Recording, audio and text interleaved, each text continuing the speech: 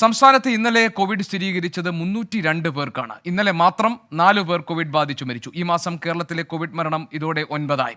ഇപ്പോൾ 1523 പേരാണ് കോവിഡ് ബാധിച്ച് വിവിധ ആശുപത്രികളിൽ ചികിത്സയിലുള്ളത്. എന്നാൽ സംസ്ഥാനത്ത് സ്ഥിരീകരിച്ചത് ഉപവകഭേദമാണെന്നും ആശങ്കയുടെ ആവശ്യമില്ല എന്നുമാണ് ആരോഗ്യമന്ത്രി വീണ ജോർജ് പ്രതികരിച്ചിരിക്കുന്നത്. ആശങ്കപ്പെടേണ്ട ഒരു കാര്യവുമില്ല. കാരണം ഈ പുതിയ ഒരു ഉപവകഭേദമാണ്. അത് ഇവിടെ കണ്ടെത്തി എന്നുള്ളതേ ഉള്ളൂ. മാസങ്ങൾക്ക് മുൻപ് കഴിഞ്ഞ 2-3 മാസങ്ങളിൽ സിംഗപ്പൂർ എയർപോർട്ടിൽ ഇറങ്ങിയ ഇന്ത്യക്കാരായിട്ടുള്ള യാത്രക്കാരെ അവർ ജീനോമിക് സീക്വൻസിങ്ങിന് വിധേയരായപ്പോൾ ഇത് കണ്ടിരുന്നു. അതായത് ഇന്ത്യയുടെ മറ്റു ഭാഗങ്ങളിൽ ഇതുണ്ട്. പക്ഷേ കേരളം ഇത് കണ്ടുപിടിച്ചു എന്നുള്ളതാണ്. എല്ലാ കാലത്തും എന്നുള്ളതുപോലെ തന്നെ കേരളത്തിന്റെ ആരോഗ്യ സംവിധാനങ്ങൾ അത്രത്തോളം മികച്ചതായതുകൊണ്ട് ജനിതക ശ്രേണീകരണത്തിലൂടെ നമ്മളത് കണ്ടെത്തി എന്നുള്ളതാണ്. ആശങ്കപ്പെടേണ്ടതില്ല. സൂക്ഷ്മമായി ഈ ഒരു സിറ്റുവേഷൻ നമ്മൾ മോണിറ്റർ ചെയ്യുന്നുണ്ട്.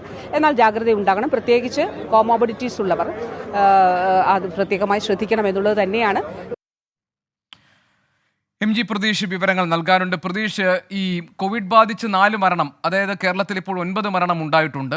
കോവിഡ് വ്യാപനത്തിന്റെ സാഹചര്യം ഉണ്ടോ എന്നുള്ള ഒരു ഭയം നമുക്കുണ്ട്. പ്രത്യേകിച്ച് തിരുവനന്തപുരത്താണ് കൂടുതൽ കേസുകൾ റിപ്പോർട്ട് ചെയ്തിട്ടുള്ളതെന്നാണ് ഞാൻ മനസ്സിലാക്കുന്നത്. ആരോഗ്യമന്ത്രി പറയുന്നത് ഇതിൽ പ്രത്യേകിച്ച് ആശങ്കയുടെ ആവശ്യമില്ല എന്നാണല്ലോ. എന്താണ് കാരണം?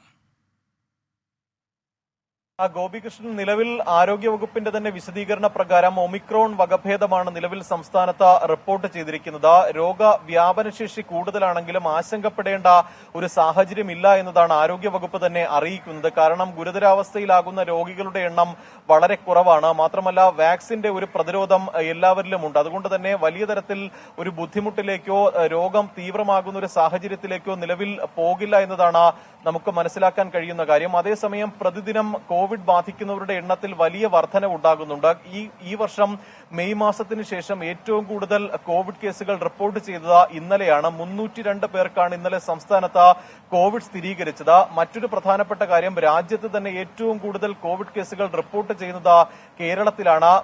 385 കോവിഡ് കേസുകളാണ് രാജ്യത്ത് ഇന്നലെ റിപ്പോർട്ട് ചെയ്തതെങ്കിൽ അതിൽ 302 കേസുകൾ കേരളത്തിൽ റിപ്പോർട്ട് ചെയ്യുന്നു എന്നതാണ് ഇപ്പോൾ മനസ്സിലാക്കാൻ കഴിയുന്ന കാര്യം. ഇതിന്റെ പ്രധാനപ്പെട്ട കാരണം കേരളത്തിൽ കൂടുതൽ പരിശോധനകൾ നടക്കുന്നു എന്നതുകൊണ്ട് തന്നെയാണ് ഈ കോവിഡ് കേസുകൾ റിപ്പോർട്ട് ചെയ്യുന്ന സംസ്ഥാനങ്ങളിൽ കേരളം മുന്നിൽ നിൽക്കുന്നത്. കേരളത്തിൽ മറ്റ് സംസ്ഥാനങ്ങളെ അപേക്ഷിച്ച് പരിശോധനകൾ നടക്കുന്നുണ്ട്. എന്നാൽ അത് അത്രത്തോളം വലിയ രീതിയിലുള്ള ഒരു പരിശോധന നടക്കുന്നില്ല. പ്രധാനമായും ഈ ആശുപത്രികളിൽ ശസ്ത്രക്രിയയ്ക്ക് എത്തുന്ന രോഗികൾ, വിദേശത്തേക്ക് പോകുന്ന ആളുകൾ, ഇവരൊക്കെ തന്നെയാണ് കൂടുതലും പരിശോധന നടത്തുന്നത്. ആ പരിശോധനയിലാണ് പലർക്കും കോവിഡ് സ്ഥിരീകരിക്കുന്ന ഒരു സാഹചര്യം ഉണ്ടാകുന്നത്. കഴിഞ്ഞ കുറെ നാളുകളായി പകർച്ചപ്പനിയായിരുന്നു സംസ്ഥാനത്ത് പടർന്നുകൊണ്ടിരുന്നത്. എന്നാൽ ഈ പകർച്ചപ്പനിക്കൊപ്പം കോവിഡ് കേസുകളും ഉയർന്നു വരുന്നു എന്നതാണ് ഏറ്റവും പ്രധാനപ്പെട്ട കാര്യം. ഒപ്പം ഈ പകർച്ചപ്പനിക്കൊപ്പം തന്നെ കോവിഡ് ലക്ഷണങ്ങൾ ഉണ്ടെങ്കിൽ കൃത്യമായി കോവിഡ് പരിശോധനയ്ക്ക് വിധേയമാകണമെന്ന ഒരു മുന്നറിയിപ്പ് കൂടി ആരോഗ്യവകുപ്പ് നൽകുന്നുണ്ട്. സംസ്ഥാനത്ത് നിലവിൽ 1523 പേർ കോവിഡ് ബാധിതരായി ചികിത്സയിലുണ്ട്. അതായത് 1523 കോവിഡ് ആക്റ്റീവ് കേസുകളാണ് കേരളത്തിൽ നിലവിലുള്ളത്. പിന്നെ ആശങ്കപ്പെടുത്തുന്ന മറ്റൊരു കാര്യം ഈ മരണസംഖ്യയാണ്. ഈ മാസം ഡിസംബർ മാസം മാത്രം കേരളത്തിൽ 9 പേരാണ് കോവിഡ് ബാധിച്ച് മരിച്ചത്. അതിൽ 4 പേർ ഇന്നലെയാണ് മരിച്ചത്. ഈ മരണങ്ങൾ ഔദ്യോഗികമായി ഇന്നലെയായിരുന്നു സംസ്ഥാനത്ത് റിപ്പോർട്ട് ചെയ്തത്. ഈ നിലവിൽ രാജ്യത്ത് മാത്രം, അതായത് ഇന്ത്യയുടെ മാത്രം കണക്കുകളാണ് നമുക്ക് വെബ്സൈറ്റിൽ നിന്ന് ലഭ്യമാകുന്നത്. ശരി പ്രതീഷ്, ഞാൻ ഇപ്പോൾ തിരിച്ചു വരാം. പ്രതീഷ്, നമുക്ക് ഈ കണക്കുകൾ നോക്കാം. അതോടൊപ്പം തന്നെ നിലവിൽ ഇപ്പോൾ ആശങ്കയുടെ ഒരു സാഹചര്യം ഉണ്ടോ എന്നതാണ് നമ്മുടെ മുന്നിലുള്ള ഏറ്റവും പ്രധാനപ്പെട്ട ചോദ്യം. കാരണം കോവിഡ് കേസുകൾ കേരളത്തിൽ കൂടുന്നുണ്ട്. അത് ഒരു ഉപവകഭേദമാണ് കോവിഡിന്റെ എന്നാണ് ആരോഗ്യമന്ത്രി പറഞ്ഞത്. അതുകൊണ്ട് തന്നെ കോമോർബിഡിറ്റി ഇഷ്യൂസ് ഉള്ളവർ മാത്രം, അതായത് മറ്റ് അനുബന്ധ രോഗങ്ങളുള്ളവർ മാത്രം കൂടുതൽ ശ്രദ്ധിച്ചാൽ മതി എന്നും ആരോഗ്യമന്ത്രിയുടെ വാക്കുകളിൽ നിന്ന് നമുക്ക് മനസ്സിലാക്കാൻ കഴിയുന്നുണ്ട്. നമ്മളോടൊപ്പം ഡോക്ടർ പത്മനാഭ ഷണായുണ്ട്. Doctor Padmanabha Shenoy, good morning. Doctor, ഈ ഇപ്പോഴത്തെ സാഹചര്യം എങ്ങനെയാണ് ഡോക്ടർ? ആശങ്കയുണ്ടോ? ആശങ്ക ആവശ്യമുണ്ടോ? ഇല്ല, നമുക്കിപ്പോ ഇത് നമ്മൾ നേരത്തെ പ്രതീക്ഷിച്ച പോലെ തന്നെയാണ് ഗോപികൃഷ്ണൻ ഇത് പോയിക്കൊണ്ടിരിക്കുന്നത്.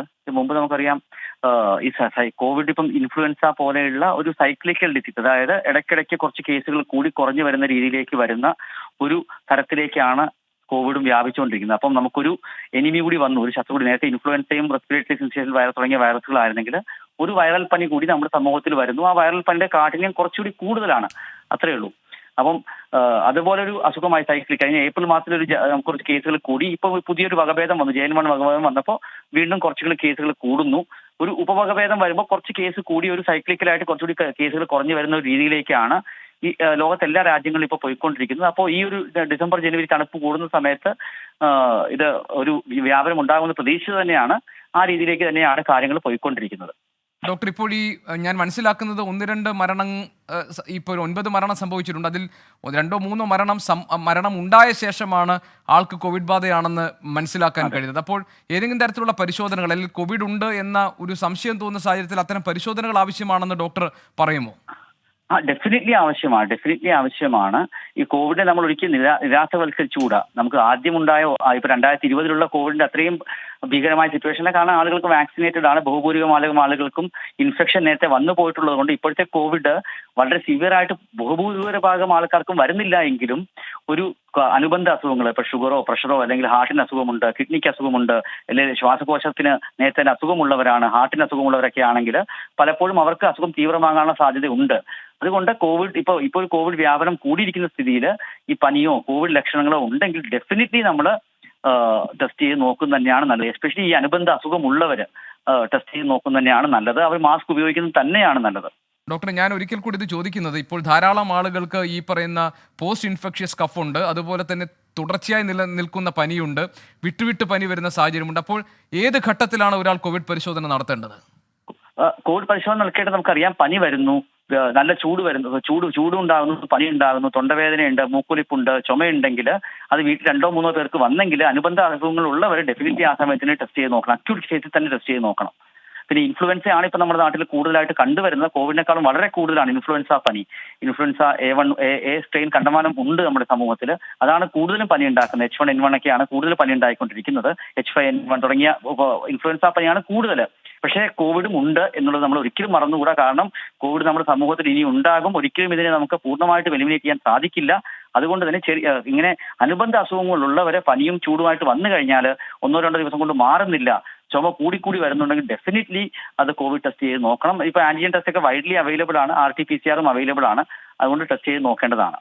ഡോക്ടർ, ഈ കോവിഡ് ആണ് എന്ന് തിരിച്ചറിഞ്ഞാലും സാധാരണ ഒരു പനിക്കുള്ള ചികിത്സ തന്നെയല്ലേ ആവശ്യമുള്ളൂ? അത്രയേ ഉള്ളൂ. 99% പേർക്കും അത്രയും ആവശ്യം വരത്തുള്ളൂ. പക്ഷേ 1% ആളുകൾക്ക്, 99% ഹെൽത്തി ആയിട്ടുള്ളവർക്ക് റെസ്റ്റ് എടുക്കുക, നന്നായിട്ട് വെള്ളം കുടിക്കുക, കാര്യങ്ങൾ ചെയ്യുക. പക്ഷെ അനുബന്ധ അസുഖം ഉള്ളവരെ ശ്വാസം മുട്ടൽ വരുന്നു, ഓക്സിജൻ സാച്ചുറേഷൻ കുറയുന്നു. നമുക്കറിയാമല്ലോ, നമുക്ക് നമ്മുടെ ശ്വാസം എടുക്കുന്നതിന്റെ ഒരു ശ്വാസോച്ഛ്വാസ നിരക്ക് കൂടുന്നു, അവർക്ക് കിതയ്ക്കുന്നു. അങ്ങനെ ഉണ്ടെങ്കിൽ ഡെഫിനറ്റ്ലി ഒരു ഹെൽപ്പ് നമ്മൾ എടുക്കണം. മാത്രമല്ല, ഇപ്പൊ കിഡ്നിക്കൊക്കെ അസുഖമുള്ളവരാണ്, ഹാർട്ടിന്റെ ഫംഗ്ഷൻ കുറവുള്ളവരൊക്കെ ആണെങ്കിൽ അവർ ഡോക്ടറുമായിട്ടൊന്ന് ബന്ധപ്പെടണം. കോവിഡ് ഉണ്ട്, എന്തെങ്കിലും മരുന്നിന് വ്യത്യാസം വരുത്തണോ എന്നൊക്കെ ഒന്ന് ചോദിച്ച് ആ രീതിയിൽ മുന്നോട്ട് പോകണം. ഡോക്ടർ, വീണ്ടും മാസ്ക് നമ്മുടെ ജീവിതത്തിന്റെ ഭാഗമാക്കേണ്ടുന്ന സമയമായോ? എനിക്ക് തോന്നുന്നു ഒരു പബ്ലിക് സ്പേസിൽ പോകുമ്പോൾ, അടച്ചിട്ട സ്പേസിൽ പോകുമ്പോൾ കോവിഡ് വ്യാപനം ഈ ഇൻഫ്ലുവൻസ കൂടുന്ന സമയത്ത് ഈ അനുബന്ധ അസുഖം ഉള്ളവരൊക്കെ ഡെഫിനറ്റ്ലി മാസ്ക് വെക്കുന്നത് തന്നെയാണ് നല്ലത്. ഇൻഫെക്ഷന്റെ റിസ്ക് കുറയാനത് വളരെയധികം ഹെൽപ്പ് ചെയ്യും. അപ്പോൾ മാസ്ക് നമ്മുടെ ശരീരത്തിന്റെ സമൂഹത്തിൽ ഒരു കോമൺ ആയിട്ട് വരികയാണെങ്കിൽ വളരെ നല്ല നീക്കമാണ്. പക്ഷേ അതൊരു long term sustainable operation. For example തായ്വാനിലും ചൈനയിലേക്ക് ഇത് ആളുകൾ കുറെ നാളുകളായിട്ട് യൂസ് ചെയ്യുന്നുണ്ട്. എപ്പോഴും ജീവിതത്തിന്റെ ഭാഗമാണ്. കോവിഡ് വരുന്ന മുമ്പ് തന്നെ അവർ യൂസ് ചെയ്യുന്നുണ്ട്. അങ്ങനെ ചെയ്യാൻ പറ്റുകയാണെങ്കിൽ നല്ലതാണ്. പക്ഷേ അത് പറ്റിയില്ലെങ്കിൽ കോവിഡ് കൂടുന്ന സമയത്ത് അനുബന്ധ അസുഖമുള്ളവരെ ഒരു അടച്ചിട്ട മുറിയിലേക്ക് പോകുമ്പോൾ, ഒരു ഫംഗ്ഷനൊക്കെ പോകുമ്പോൾ ഡെഫിനറ്റ്ലി യൂസ് ചെയ്യുന്നത് നല്ലതായിരിക്കും.